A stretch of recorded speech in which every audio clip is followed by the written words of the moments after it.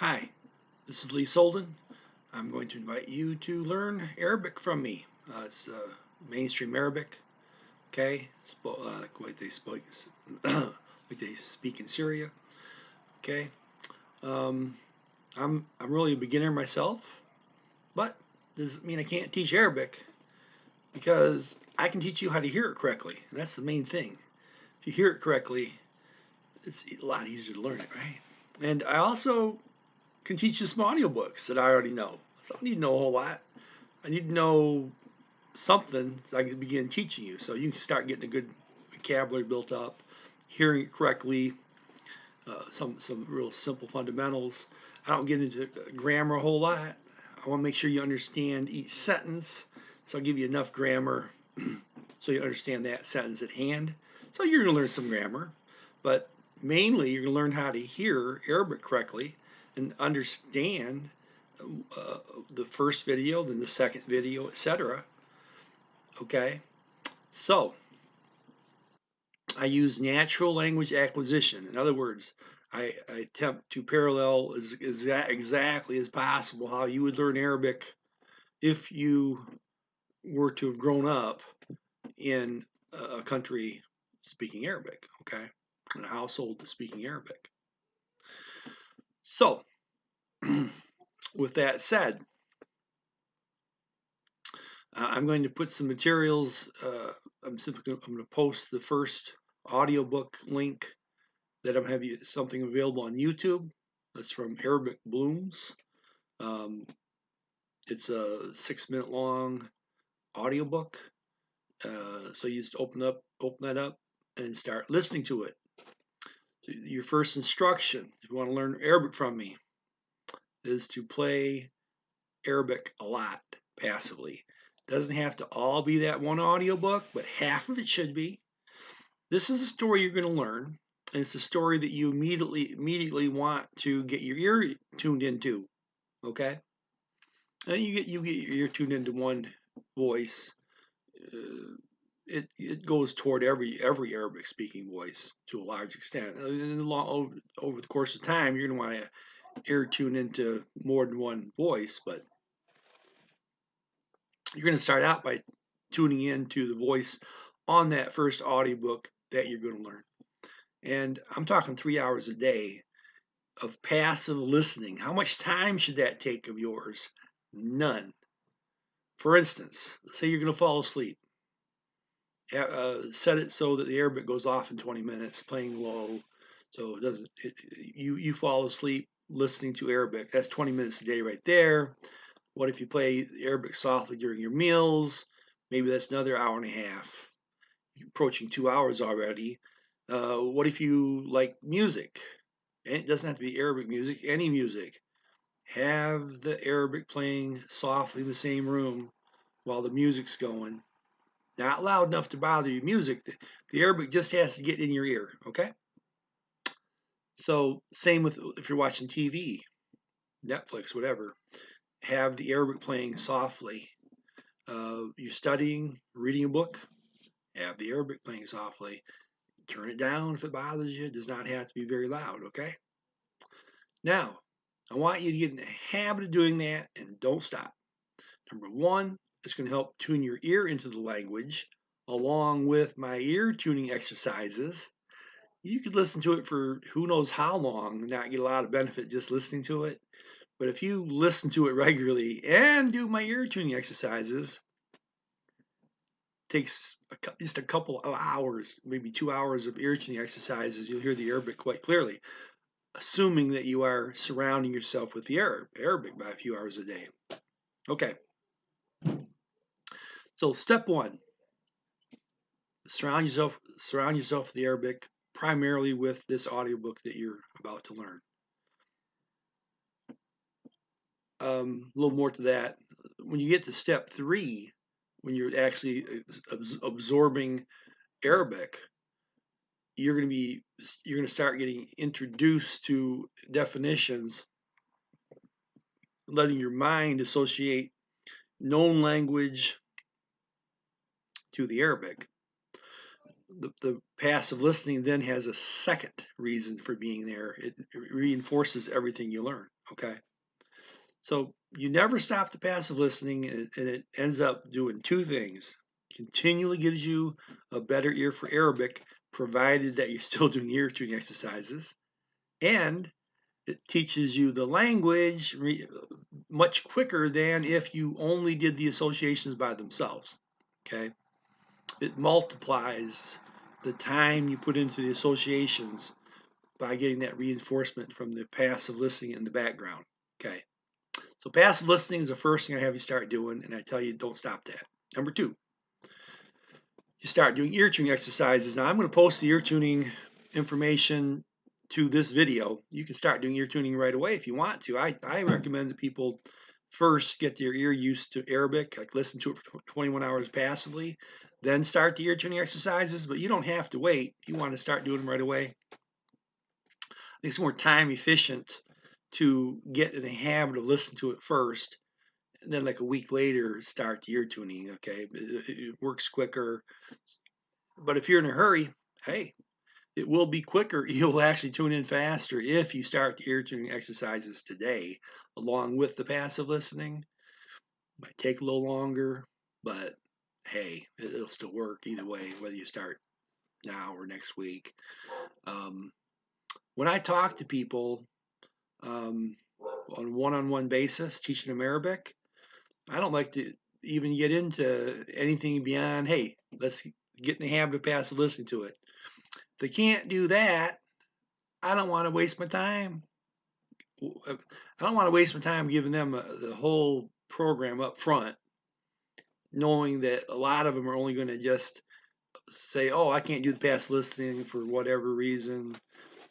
And I wasted my time telling them how to do the ear tune exercises. Well, but in your case, I'm teaching literally who knows how many people all at the same time. I don't know how many people end up watching this.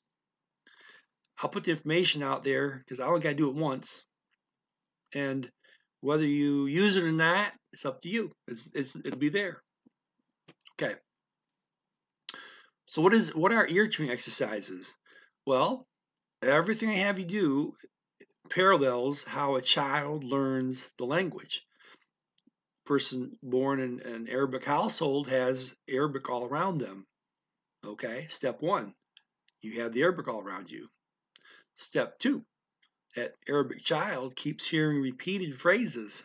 Oh, daddy's home, daddy's home, daddy's home, daddy's home, daddy's home. What a pretty baby, what a pretty baby, what a pretty baby, what a pretty baby. Ooh, stinks. Ooh, ooh, ooh. Okay. Okay. In Arabic, in Arabic, of course, but repeated phrases. The child's getting these repeated phrases all the time and is surrounded by the language. Well, the speech center takes all that and takes this noise coming out of the parents' mouths and interprets it into spoken syllables. That's what the speech center does. It's a language supercomputer. Okay, everybody has one. Gets stronger as you age, especially the more languages you add, the stronger it gets. Okay, but once you add your own native language, for instance, it's way stronger now. You can add further languages just by associating the known one to the target language. Okay, so step two is I'm going to have you listen to the same 30 seconds of Arabic 120 times a day. Well, for one session, 60 times in the morning, then another 60 times at night. What? It's so simple. Yeah, it's that simple. Repetition. There's a little more to it than that, though. You're not just going to listen to it for 60 times that morning. About 10 times, you're going to listen to it while your eyes are following my ear tuning syllables. You're not talking. Your eyes are just following those ear tuning syllables, which is using English letters to represent what's going on in the Arabic, syllable by syllable. Now, without your ear being tuned to Arabic, it's actually impossible for you to follow those syllables with your eyes, but that's okay. Your struggle to keep up in just 2 hours of time, you keep trying to catch up for 2 hours. total, and bam, all of a sudden you can do it easy. It's not training. You don't get that good at it, maybe, but after a couple of hours, you're and a night's sleep or two, your speech center has had the data it needs. This supercomputer up here looking for information, looking for data, looking for inputs. It just got the right inputs, and now wham, that Arabic sounds a lot clearer to you, and your speech center has figured out how to locked into the syllable pattern of the Arabic. Doesn't mean you have a native ear yet. You keep doing the ear tuning exercises. You never stop doing them completely.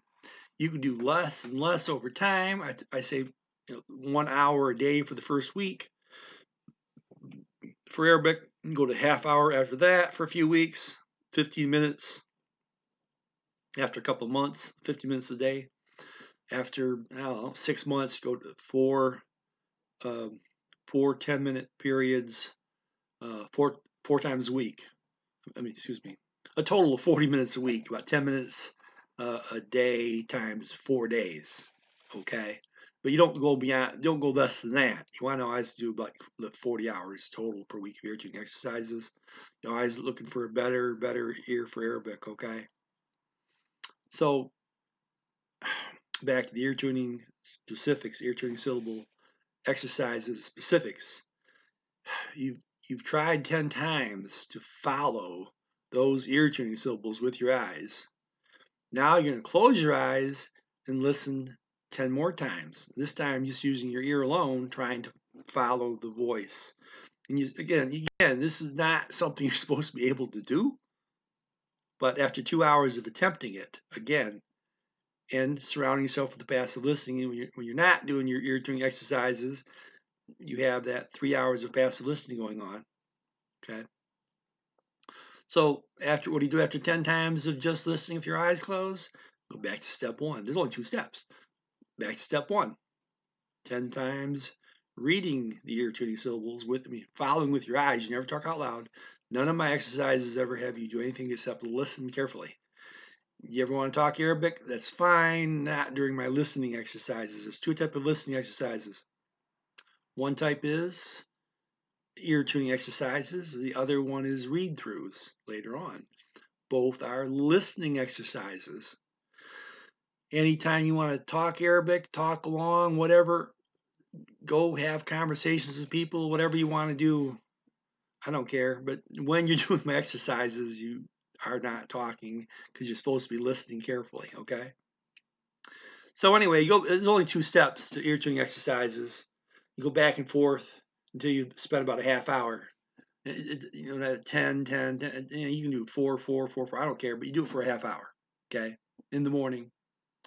During the day, you do your 3 hours of passive listening before you go to bed. Another half hour of ear tuning exercises. Okay. Now, pretty short order, your ear is going to be pretty good for Arabic, and you can start picking the language up because you're hearing it pretty good. But you always work on that.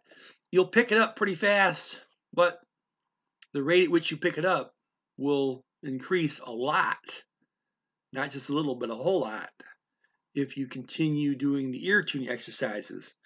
You might get the false hope that, oh, I don't have to do the ear tuning. I hear it pretty good. I don't have to do the ear tuning exercises anymore. I'll just learn the Arabic and it'll slowly get better.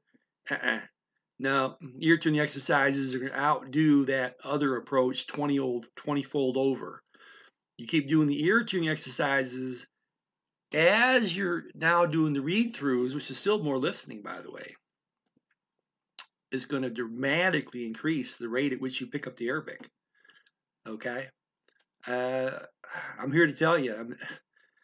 I'll say it one more time. Don't stop doing the ear tuning exercises, because as a new student of Arabic, it's like 20 times, and that's not. I'm not exaggerating. I mean, it could be 100 times more important than learning a single Arabic word or doing those read throughs. You got to do the ear tuning exercises, or else you're kind of wasting your time. It's like, what do you want to do? If you told you, well, let me see here, you can do this and you can do this task in 10 hours if you do it right. okay? Or it's going to take you 1,100 hours if you do it wrong. Which way you want to go, you know? You can learn it fast if you keep doing the ear tuning exercises, or you can do it really slow if you don't. Which way you want to go? Do it the fast way. Keep doing the ear tuning exercises. It's the sharper your ear is for Arabic, the quicker you'll pick everything up, including the grammar. Every little bit of Arabic can be picked up a whole lot better if you have a native ear for it, or at least approaching a native ear for it. Okay. So step 2 is, we covered step 1, surround yourself with the language, passive listening. Step 2, ear tuning exercises, neither whichever stop. Now step 3, called read-throughs. It's, or you might want to think of it as associations of the known language to the target language. And of course, you never stop this. This is where you actually soak up the language. There's no studying involved here. Something that might resemble studying, but not really. I'm going to give you what the first sentence means and why. Just a minimal amount of grammar so you understand what the first sentence means. Doesn't take that for any language, by the way. Usually doesn't take a whole lot of explaining one sentence. Okay, so you're going to learn the first sentence in this story. And after you've learned what it means, just for that 10 seconds, I mean, you don't, like I say, it's not studying. You want just be familiar with that one sentence and what it means and why, long enough to hear it. So you know it well enough to hear it and kind of know what it means as you're hearing it. You're going to read it 3 times while you are reading it. I mean, while you're listening to it, you're going to read it 3 times, okay? You might say, wait, I can't read Arabic. Well, yeah, you can, because, hey, these ear tuning syllables, they are a representation of the Arabic language. You can read those to start out, okay? Read those, okay? And then you're going to transfer your reading up to the Arabic alphabet from the ear tuning syllables. So yeah, you'll be able to read right away, okay? And yeah, you'll then slowly transfer to the Arabic alphabet, which, by the way, you ought to know exactly how it all sounds. So you'll never spend any time learning it, because you'll just know it, because you're transferring what you're already hearing up to the Arabic alphabet. Oh, this is how a kid does it? Kid already knows how to speak Arabic, and then you teach them the alphabet, right? You don't need to be studying the alphabet. Why? Kids don't study the alphabet. Well, I mean, they already know how to speak Arabic, and then they're given the alphabet. That's how you're going to be. You're already going to have your ear tuned to Arabic, so you know how the words sound. Then you're going to be transfer that knowledge to the Arabic alphabet. You do have to practice writing it. I'm glad to help you out there, but I refer people to a course. I'll put that link there for you to do that part of it. Okay. Now the guy gets into a little bit more than just how to write stuff, but I don't care if you listen to anything else he says. But what you need to concentrate on is exactly the pen strokes for Arabic. Okay. And yeah, occasionally, people call me up, and I'll go over how to do the letters if they need that. But his course is pretty good. Okay. So you want to know how to write it. You're going to know how to read it, because I'm going to transfer everything you know up to, first of all, with the vowels, and then I'm going to have you do your read-throughs without the vowels. So right off the bat, you don't want to get in the habit of only knowing how to read it with the vowels, and they're going to get lost when they remove the vowels. You want to immediately be doing your read-throughs both ways, so you understand the vowels and you can read Arabic without the vowels. Okay. Okay, back to read-throughs. Step 1, look over the first sentence long enough to understand what that first sentence means. Not studying it, just understand what it means. Don't go off and spend 3 hours trying to figure out the grammar of the first sentence. You're wasting your time. You just need to know what that first sentence means briefly. Okay, just nuts and bolts. I mean, not the nuts and bolts, I should say, just the overall what it means, and a little bit of why, and then listen to it 3 times while reading it. Then you close your eyes and listen 3 times. That's it. Go on to the next sentence. And you can repeat that for the first sentence, especially your first few sentences you do, but you're kind of wasting your time because your speech center, the supercomputer you got up here in your head, hey, it's really good. You don't have to, all you're doing is giving data to your speech center, okay? And don't underestimate how sharp your speech center is. If you've sat there and you've kind of told your speech center what the sentence means because you looked over the notes, and then you listen to it 3 times while reading, kind of while you're halfway understanding it, and then you listen carefully, trying to understand it. You may not, but you're trying to, and your speech center knows you're trying to. Well, you may not pick up a whole lot that day, but your speech center will. The next morning, you'll know some Arabic because your speech center is going to work on it overnight. It's going to build paradigms up. It's going to kind of rewire your brain so that you will understand Arabic the next day a little better. And it keeps getting better, and it accelerates. Okay? So that's the 3 parts. Surround yourself with language. Start doing ear tuning exercises, and then start doing read-throughs. Yeah, there's more to all this. If you want to, I done a lot of lectures on this channel. Feel free to look around. Talk about this kind of stuff all the time on those various uh, videos on my channel. So anyway, your first instruction is to start playing that video as much as you can. Incorporate passive listening into your life of Arabic. And let me see here. And please, if you like this video, hit the like button. Subscribe, that'd be nice. But also go ahead and hit my channel page and look around. I teach a lot of languages, and some of them Dutch and English. I've taught in multiple languages. And I'm going to keep adding stuff. I'll keep coming back.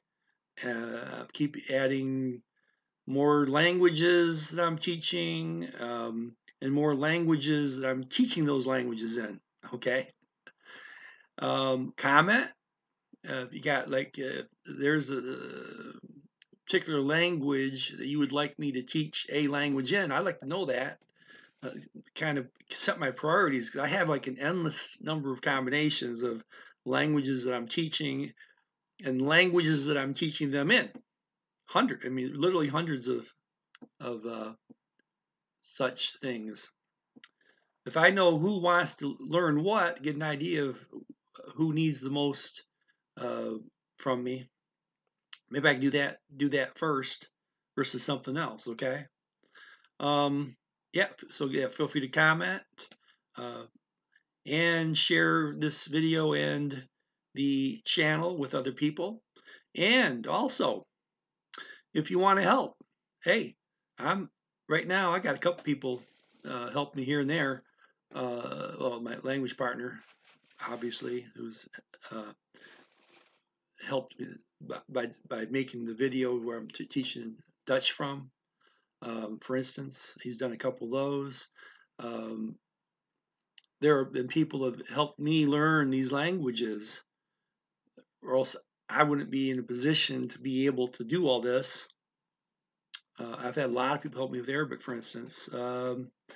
If you are the type of person who wants to help, if you see what I'm doing here, that I'm trying to get it so that anybody can learn eventually any language they want from their native language.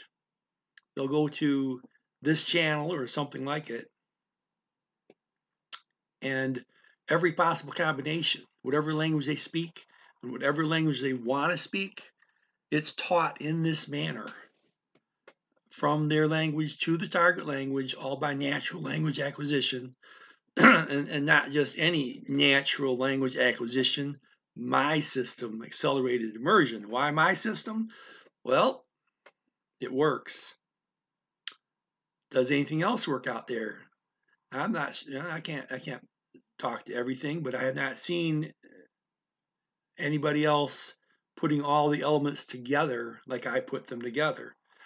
Learning a language from a story where all the sentences are connected, the paragraphs are connected. Okay. Getting your ear tuned to a language immediately before you learn any words, just as a child does. Um, Never studying, just as a child never studies. Only using read throughs to learn everything. Um, the constant surrounding by the language and passive listening. You take all those elements, and I just don't see anyone else doing it. I wish I looked around. I don't see anyone else doing it. I've seen people do this part of it, that part of it, and the other part of it, but not all of it. Okay, bye bye.